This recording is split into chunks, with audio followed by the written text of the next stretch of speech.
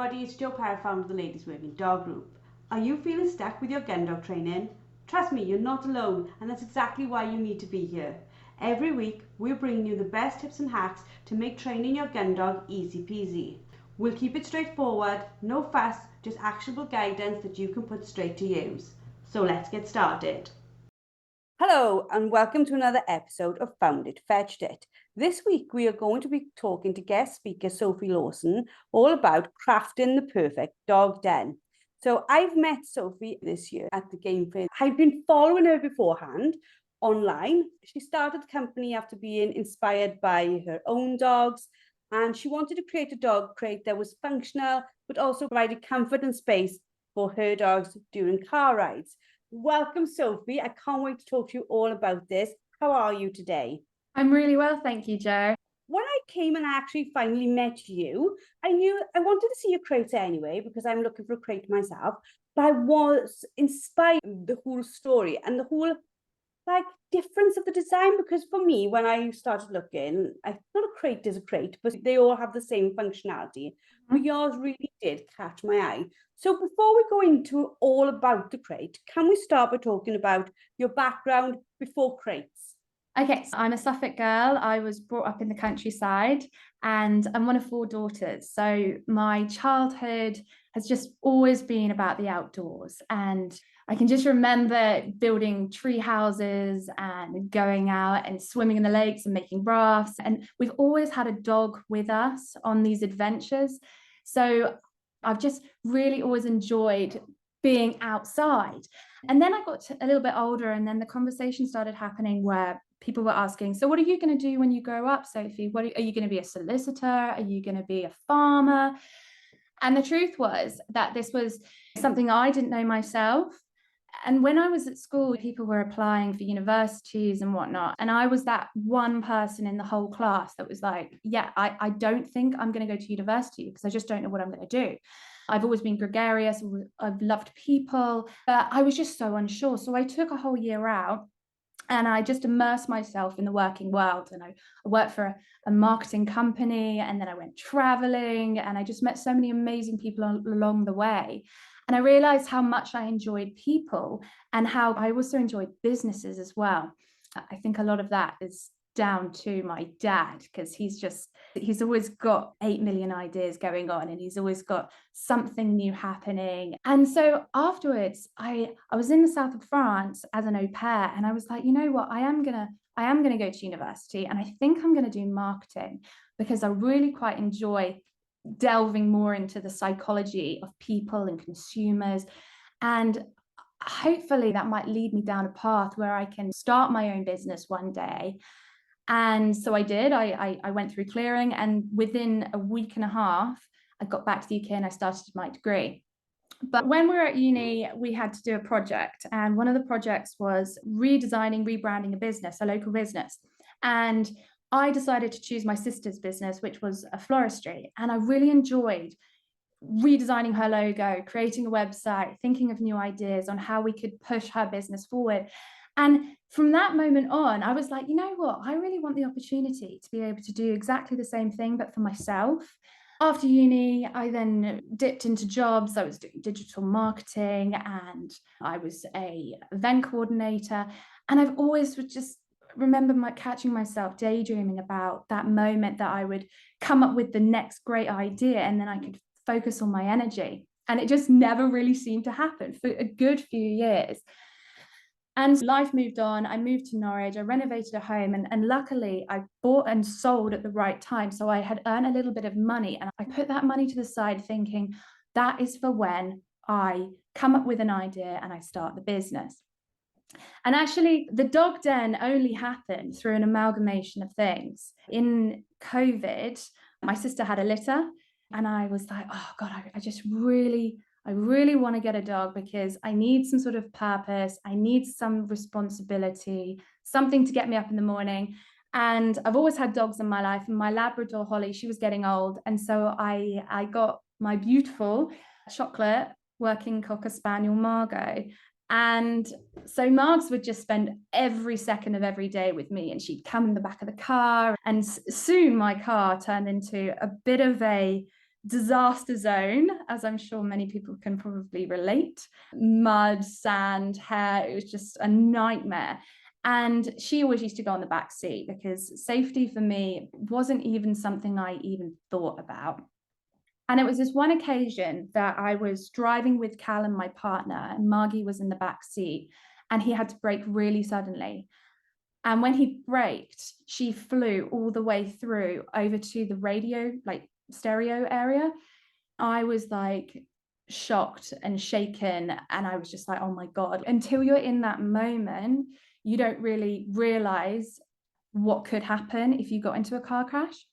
So it was that growing concern that we needed to house her in a crate in our car, coupled with a funny little story, really. But my dad, he was chatting to a friend of his one day, and his friend said, Adrian, why can't you make the aardvarks for dogs? Now, the aardvarks are, I don't know, just to explain it to everyone, the aardvarks are pig huts. Jeremy Clarkson calls them pigloos. And that's my dad's design. And because obviously we're pig farmers and whatnot. So he revolutionized pig shelters. And this guy was saying, Adrian, listen, all of these dog crates out there on the market, they're all so expensive. As soon as you buy one and you change your car 5 years later, you have to buy another one. They're really inconvenient. Surely you could make something. And then my dad got home that day and he obviously knew that I was looking for something to do, and I was dog crazy, training Margot all the time and always off on an adventure every weekend. And he said, Sophs, he said, hey, why don't we think about doing this? And I thought, you know what? This is quite a good idea. Now, for those people that don't know the difference between an aardvark and a regular pig hut, regular pig huts are made of metal, just like regular dog crates. Aardvarks are made from twin-skinned rotomolded plastic. And that's the same material that we've used for the dog den. The difference is between the metal and the rotomolded plastic is it's 2 layers of plastic with an air gap in the middle, and that keeps the pigs cooler on a hot day. So when they're outside in the field, they're not just rolling around in mud the whole time. They can actually cool off inside. And those properties are really quite crucial for any animal, including dogs, obviously. So anyway, a week went by and I'd spent that whole week vigorously coming up with researching, doing as much due diligence as I possibly could. And I was like, there is a gap in the market for something. There's a gap in the market for not just a crate to go in the back of your car that's safe, but also a crate that can be moved into your house, taken on camping trips, in the back of vans or pickup trucks, and something that would keep your dog warmer on a cold day and vice versa on a warmer day. And so from that moment on, I actually invested quite a lot of time into coming up with some designs, knowing that 9 times out of 10, this was not going to work and it wasn't going to actually lead to anything. But the more time that I put into it and the more research that I did, the more I realized that I might have just found my idea. I remember seeing it when you had something like 20 followers, I think, on Instagram. And I don't it showed it to me and it wasn't an ad or anything. And I was like, oh my God, I love this. And I was like, okay, what's this company about? And that's why like we started chatting and things. But what I loved about it straight away is it's different, isn't it? It's innovative. But sometimes I look at crates and I'm thinking, is it safe? Because safety is paramount. But I thought, oh my God, I could handle that inside and outside of my car. And even when I picked it up at the show, because I came to see you in the show, I still hadn't made up my mind. I was like, let's go see one of these little suckers and see what it's like. I could quite easily pick it up. Yeah. I loved what you could do with it. But before we go into what it does, let's talk about safety, because everybody's okay, this is amazing. Sophie's made a dog crate, but is that dog crate safe? Because like you just said, we want to make sure first that our dogs are safe. Absolutely. And obviously for me, I learned that kind of the hard way. Could have been a lot worse, but safety is key. And the more trade shows that we've done and the more people we speak to, the more people ask us, is it crash tested? And crash tested is a really interesting subject. I don't need to bore everyone with the technical details, but if you buy a carrier for your child, you will Google crash tested carriers and it will come up with the safest one. And that's all regulated here in the UK and the EU.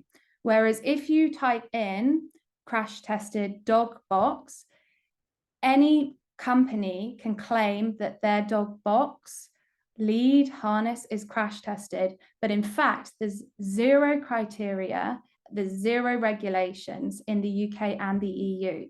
So this essentially means that a crash test could be something as simple as a car bumping into another car at 5 miles an hour, and then that company could market it as independently crash tested.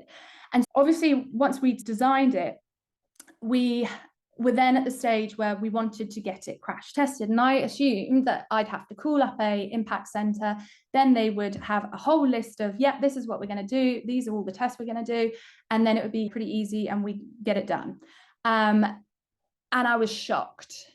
I really was, because I called up a few and they wanted me to design the test, and they assured me that they would do everything in order for the product to pass, even though there is no pass and there is no fail, because there is no criteria. So I was in two minds. Obviously, I could have done two things. I could have just said, yeah, let's do an easy test and then it's crash tested. We can add that to our website, all of our branding. We can tell everyone that it's crash tested, and away we go. Because no one's going to come over and prosecute us because we falsely advertise, because there's no legislation. Or I could, and this is what I did do, I thought, you know what, this is a massive loophole. As a dog owner, if I'm buying something for my dog and it says it's crash tested, I expect it to be safe. And so I thought, no, we're going to make this safe. We're going to make this really safe. And that is one of the great things about the double wall rotomolded plastic, is because of the two layers of plastic, it's double the impact. It can take double the impact and it makes it really strong. And what we did originally is I contacted the Dynamic Impact Center originally because I wanted some safety straps made for the dog den so you could anchor it into the car so that it wouldn't move. And then we started talking about the crash test.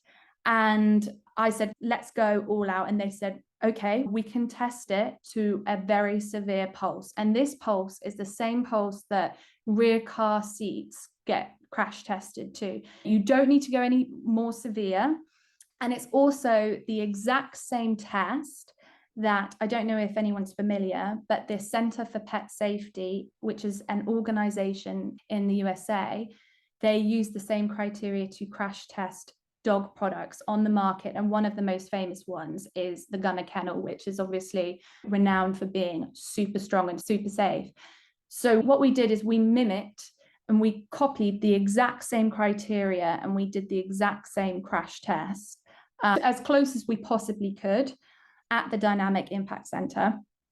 And we actually had to make a few changes to the model, because originally we crash tested it up to 22 kilograms and the back just wasn't strong enough, because the mass of the dog hits the back wall if you're stopping suddenly. I wasn't happy with the flexing in the plastic. So what we did is we took the tool back to the tool maker and we reinforced the whole thing. So we've now redone it and it's crash tested up to 34 kilograms, which is really cool and really exciting. But the most interesting part of all of this was I wanted to test, out of my own curiosity, what other products that are crash tested, how they would perform doing the exact same test. And so we got a leading competitor and we did the exact same crash test under the exact same conditions, speed, pulse, weight, mass, everything. And the results were quite scary. So one of the big things that we want to do, and we're only 4 months old at the moment, is we don't want to start a fire between our competitors. What we want to do is we want to educate dog owners and dog box consumers of the importance of having a safe box. because if you're spending money on something, it needs to do what it says. And so that's what the dog den is designed to do. And we will continue to improve it along the way. This story horrifies me that this happens, because our dogs are the same as our family. So I'm just like, how has that happened? But I'm also amazed and inspired by your authenticity around this, because like you said, you could have just gone, yes, crash tested, and quite happily and legitimately and legally got away with it. But instead you went, actually, let's try to change our thinking around this as an industry. And I think that's massively important, because the reality is the laws in the UK say Highway Code, Animal Welfare Act, dog needs to be restrained or dog needs to be in a crate. It needs to have those things in place. But when you were talking to me about all this stuff, what we put our dogs in, we're assuming, and it's not through ignorance, it's just naivety, I suppose. We're assuming it's going to be totally fine, aren't we? Honestly, it's scary. It really is, especially when you have brands who are established in any industry claiming something that hasn't necessarily been put to the test. But you want to know as a consumer and as a dog owner, because obviously I've got to run a business, but I've also got to protect my dog and other people's dog. You want to know that what you're buying is safe. And I think when people see the video that we will be publishing in our Safety September month, they will see that even with a 34-kilogram dog inside, it's not a real dog. We used a dummy dog just for everyone to be aware. But you can see the flexing and the way the plastic moves. And you can see that even potentially with a 36-kilogram dog, I would be surprised if there was a break or anything went severely wrong with that kind of a mass inside. At 34, you're seeing no signs of breakage, no signs of it not being able to cope. So in reality, if you went to break point, you could be looking at 40 or 50, but you're not going to say it's suitable for those dogs. So really, as long as people stay within the weight tolerance, like it is for everything else, like pop-up tents, all those types of things, stay below that level, it isn't going to break, your dog is going to be safe. Yeah, I would say so. So what we experienced during the crash test is we have our safety strap that goes over the top. And what happens is on a sled, and this sled accelerates to 49.7 kilometers per hour, and then it abruptly stops, like it stops within 0.1 of a second. And you have your dog den strapped down with all the straps that we are currently manufacturing, and we're going to be supplying in September to go alongside the dog dens. Those obviously anchor the dog den to the sled, but then the mass inside of the sled will then hit the back wall. And so that's when most of the force is gone, and then it rebounds obviously onto the two doors. So if you increase the mass, yes, you're going to have more sort of weight in there, so there'll be more of an impact. But we didn't have any kind of splitting. The great thing about the plastic is because it's plastic, it's flexible. And so if you imagine jumping, I don't know, let's say a building onto a trampoline versus jumping off a building onto a concrete floor or like a slab of metal, that's the difference. It's the flex. So what happened on top, there was slight flexing where the strap goes round the two curves, but that didn't penetrate onto the inner wall. So essentially inside, it's like a crumple zone almost. It popped in and then it popped straight out again within literally the blink of an eye. So that was the damage. And we've got the before and we've got the after photos as well, which is quite interesting for people to see. Yeah, because if you think about it, when you look at something like, I don't know, a bike helmet's actually probably made, I know it's got the foam in between, but it is that ability to absorb the impact. Exactly. Rather than not absorb the impact that makes it work, isn't it? It's taking that for you. Talking now more about, because we've talked about safety, the aesthetics of it, it's really lovely to look at, but it also has that capability, doesn't it, of being cool inside or warm inside as you need, but also things inside it move, don't they? You can split it into two, have it in one. It's got a lot of flexibility of how you use it. Absolutely. And that's all come down to the design, really. When you've got a dog box, you might have two dogs, you might want to separate. And so essentially, the dog den comes in 2 bits. You've got the base and the top, and then the base and the top are screwed together with twist screws. You don't need any kind of tools to unscrew them. And the idea is that if you want to take the top from the base to give it a really thorough clean, or to install the middle partition, then you can do quite easily. It takes literally 5 minutes. You just take the screws out, turn it around, and pop the partition in, or take it out. And yeah, the idea is that it's versatile. If you have a pup, then as that pup grows older, you can then open it up and it will have the full sort of space inside the dog den. It's designed, this current model is designed for 2 small dogs or 1 larger, medium-sized dog. But yeah, the idea is that it's super versatile, really. It's portable. It can go in and out of cars, in the house, especially the looks. Now, I think that has something to do with a woman being in charge of the design because the initial designs were quite rigid that my father and I came up with, and all those little tiny quirks, I'd say that's probably a little bit more of my input. But yeah, the idea is that it's aesthetically pleasing. I think nearly every dog owner owns a metal cage or crate that goes inside of their house, and they all look the same. They're all quite generic, but this is designed to be something a bit different, something a bit cooler. And so we've obviously got the 3 colors, and we're excited to be doing limited edition colors further on down the line and getting a little bit more creative with that. But yeah, I mean, there's so much room, there's so much scope for the whole business, really. We've got another size coming out soon as well, and we're going to be doing a single range as well. Lots going on. I can remember leaving your stand and you had this mint green one, which first of all I wasn't really sold at, and the more I looked at it, I was like, oh, I do really like it. And then I got a little bit further down the row, and there was a mint green Land Rover. I know. And I was like, oh, if you bought that Land Rover and you put that in the back.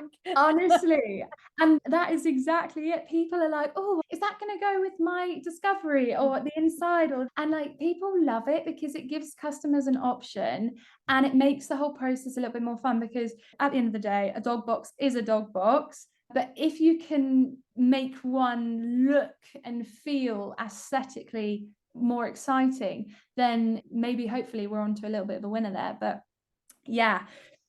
When we first started talking, you were quite nervous for being on a podcast, as most people are when it's the first time they've done it. And then as we've got chatting, you're talking about the thing that you are creating, you completely forgot about it, and I love that. Is this now your thing? Is this the thing that you're like, oh my God, this is the thing I've been waiting to do? Yeah, without a doubt. Like, it's just insane. These designs were created, I'd say probably about 1.5 years ago now. And that all started with sketching, and then the sketches then turned into me going to the DIY shop and picking up insulation boards and cutting out different concepts and saying, oh, does that look right? Is that the right height? Is that going to fit in this car? And then it went to going to the manufacturer and pitching it to him, and he wasn't quite sure at the start. But since launching 4 months ago, I've really started to realize that this is going to be big, and it's really exciting. At the moment, it's my full-time thing. My partner Callum, he comes and does all the trade shows and whatnot, but we've had a lot of interest. We've had a lot of people asking for collaborations, and the scope is massive because it's the dog industry, of course. We've got some amazing connections, which we're really fortunate to have, but also we've got some interesting ideas. So as long as things carry on the way that they've started, hopefully, yeah, this will be a full-time thing. When I came and I picked it up, I was like, oh yeah, this is cool, because the one thing I've struggled with, my dad introduced me to it. So we had a pickup truck and we had a trans canine. Yeah. And I was like, Dad, this is so heavy, because it like literally filled the back of it. And every time we wanted to swap the vehicle over to just be in a vehicle to carry maybe, I don't know, wood or whatever it was going to carry, it was like, pull this big rugged thing out. And then, like you said, we're cleaning it.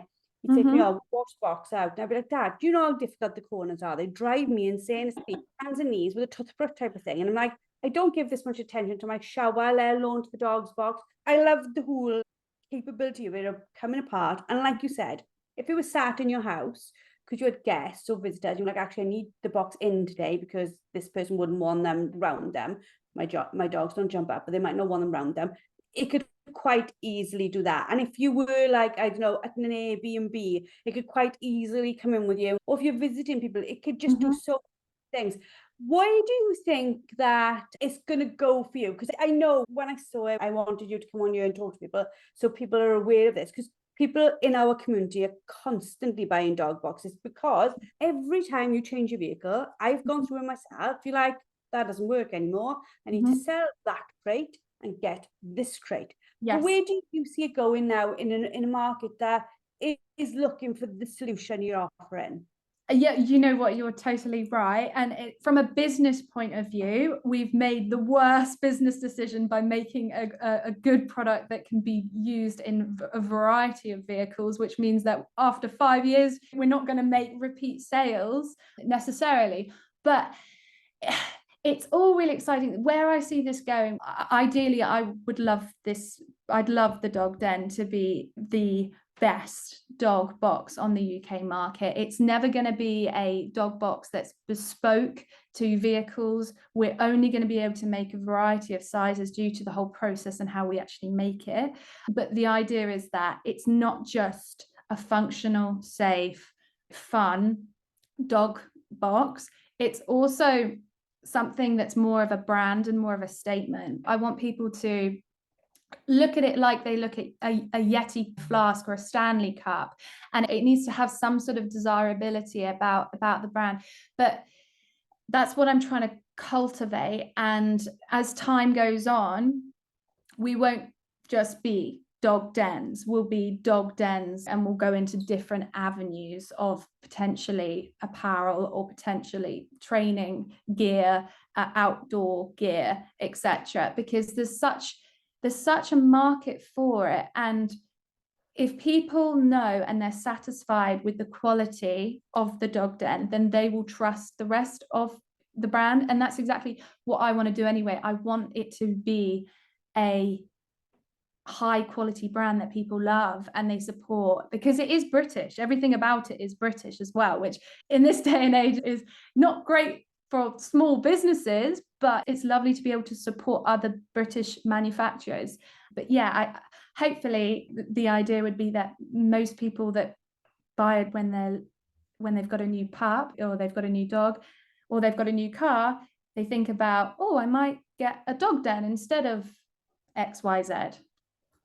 I think you'll actually sell more in some ways. I know this sounds odd, but I think rather than it being, the dog crates are normally predominantly seen within the working dog market. I think you would, with the design and the aesthetics of it, be able to take it into the normal market, because this has got the ability to go, oh, let's pop that in for the dogs to go down the beach this weekend, keep the car clean, but then pop it back out. It almost reminds me of, not in its look, but you know, a little bit like a roof box. It's got that like in out easiness about it, which is so lovely to have.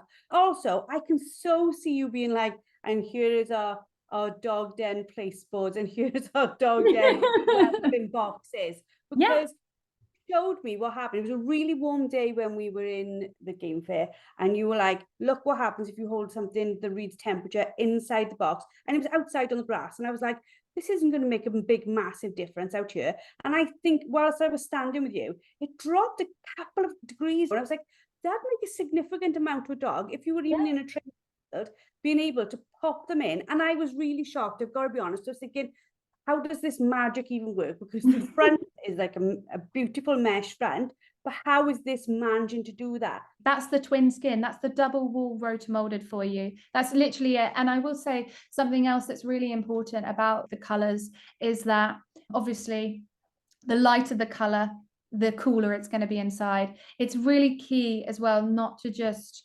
assume that because it does regulate a dog's temperature, that you know, when your dog's in the boot of your car on a warmer day, it's going to be fine. It's not. It needs to have constant airflow going through those back vents or through the front vents or wherever. So when it's in a car boot, attaching fans to the back of it on a hot day will increase the airflow, and then the dog den will do the rest. So it is quite shocking, the temperature difference between the different colors, but also between a CNC dog box versus an aluminium dog box versus a dog den. I think that when you see it for yourself, that's when you actually do realize. And what's lovely as well is having some customers send me videos and images of their dogs outside on a hot day, because we have had a few here in Suffolk over the past month, and their dogs could be anywhere. They could be under a tree in the shade, or they could be absolutely anywhere, but they're choosing to be in a dog den with the doors wide open and having their afternoon naps in there. And that's because it is cooler inside as opposed to alternatives, which is, it just shows the magic of the double wool rotor molded aspect. It'll quite easily fit 2 spaniels on it, no problem at all. Yeah. Look, people have to make the choice in that. But as far as like spaniels and that go, they'd be great. 1 lab stretched out, I think, would be great. I don't know, do people have 2 labs in them? Because I was trying to imagine labs to the size of it. Yeah, good question. It's designed for spaniels. I based it off my spaniel. It's designed for a spaniel size. That you can fit Labradors in it. We have got people that have had Labradors. We've had people that have had pointers in it. And the main thing is the height. It's just a little bit low, so that your lab, if you've got a really slim lab, it'll be fine. But if you've got a slightly larger lab, then yeah, it's just a little bit too low. That's why we're making the larger size. So the larger size is designed for Labradors, and it's got that extra height. And it also means that when you put the middle partition in, you can separate 2 labs and they both will have enough space. But also, you don't want the dogs to have too much space, because the more confined they actually are inside, the safer they are when they're traveling. So it really depends on what you're going to be using it for. This has been a fantastic podcast. You have definitely given people loads of things to think about when it comes to choosing what crash tested means. Yeah. And we must all thank you for the time and effort you've put into it, and the cost of even getting something in the UK that can be used in the future as a standard, because that, like I said, it didn't exist. To finish up this podcast, because I know everybody's now going to go online, and in the show notes I'm going to put in I'll put in your website and your Instagram. But just for people who are listening, what is your website and your Instagram? Our website is thedogden.co.uk, and Instagram we're Dog Den Diaries. That's us. Fabulous. And just for our global listeners, do you ship abroad yet? At the moment, no, we don't ship abroad, but we've had quite a lot of interest from Germany. And so that's something that we're going to be looking into after we've calmed down a little bit and we've had the opportunity to get our ducks in order and start thinking about international growth. But yeah, that will be something for the future. Yeah, because a lot of people listening now find out about you. We are joining you at, like I said, the very start. Yeah. A quick tip one of our members gave us was, when you want to check out the temperature, obviously you never leave them unaided or in hot car, etc. She's got a greenhouse thermometer that's attached to an app on her phone, and it literally is a screen. She keeps it in the corner of the crate. It's secured to the top corner of the crate, and when she looks at her app, it tells her all the time what the temperature is in the crate at the time. And I think it's something like 99. And we've got a link to it on our Amazon store, and it's just, what a fantastic idea. Obviously, you would never leave your dog in anything on its own. But just for her, if she's like driving the car, she can just like glance at it. She knows exactly what's going on in the back. To finish off our call, I want to talk to you as a fellow business owner. Yeah. Has this been amazingly overwhelming? Oh, wow. I'm 4 months in. It's been incredible from the start. Even when we went to the first show, we've done 7 shows now, and every single time I still get that buzz, even from the first sale. But as a business owner, I've never had a business. I've always wanted one, and I've always underestimated actually how hard it is. I'm wearing 8 different hats. It's managing the design, the supply, the logistics, the accountancy, the marketing, and it's not easy, but it's so exciting. Yesterday, we reached one of our goals that I'd set 4 months ago, and that was a dream, ultimately. I can't really disclose it right now, but we're growing really fast, and it does make it difficult because the stress is real, and refining our supply chain is also real. But we will soon get to a stage where everything is seamless and it just flows, and it's every day And then that will open up new opportunities for me to get creative again and start thinking about where we're going to next. But yeah, it's all been really exciting. The future I'm super excited for, but I also need to remain super grounded because 9 out of 10 businesses fail, and this could be one of them. I hopefully, touch wood, it won't be, but you just don't know, do you? And there's no point in not trying for fear of that. So we're giving it everything that we've got.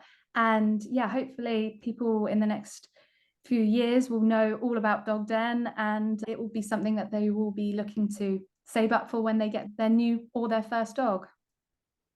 Fabulous. I don't think it's going to fail. I'd be shocked if it does. You've come at it with what I think is a sensible approach to business. My dad used to say business is a little bit like a duck, really calm on the top, looks all serene. He said, and you just paddle, I won't put the swear word in, underneath. And I think that's quite right. Like, people look at things and go, oh my God, look at that growing, so amazing. And they just don't see the franticness underneath as you try to get it all to go. Thank you so much. For anybody who wants to even just follow Sophie's journey, please go follow her on Instagram. Being part of communities like this encourages other people to find out about these things. And as another small business, just like Sophie's small business, we need you to subscribe, to review, to follow, to like, all those things that you may not think are really important. They really do make a massive difference in people finding out we exist in the first place. So thank you, Sophie. We cannot wait to see some pictures, to see what's going on, to watch your video. Although it's scary, it'll be very interesting to find out exactly how the dummy dog reacts in that situation. And for anybody else who wants to find out more, please go check out Sophie's website. Thank you all for being with us, and we shall see you all next week. Thank you, Jo. That's it for today's episode. A massive thank you for tuning in. Don't forget to head over to the LWDG and sign up for our membership. Get access to expert-led training, a wonderfully supportive community, and the resources you need to become a confident and skilled gun dog trainer. Let's take this journey together, because no woman should have to train her gun dog alone. We'll see you all next week.